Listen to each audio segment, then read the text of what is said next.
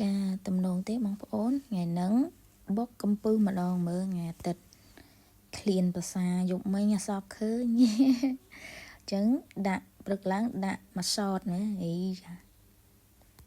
ចាបងប្អូនអង្គុយកាត់ពុកមាត់នឹងប្រម៉ោយវាចោលចាក់មាត់ពេកកុំឲ្យចាក់មាត់ពេកនេះកាត់ដាក់អាធំតាមអាធំមកទូចតាមមកទូចអាធំទុកអីសឡខួរក្តាមល្ងាចឲ្យប្តីធ្វើការសំណងហត់ទាខួរក្តាមចាថ្ងៃអាទិត្យហ្នឹងហើយបងប្អូនគេកំងអីចេះធ្វើឲ្យទៅ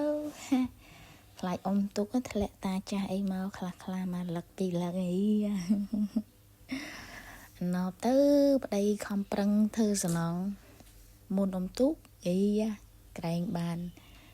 មកសតពីសតអីដើរលេងអីពេលខ្លះដូចគេថាដាក់នុយស្ទូឌីយោត្រីធំ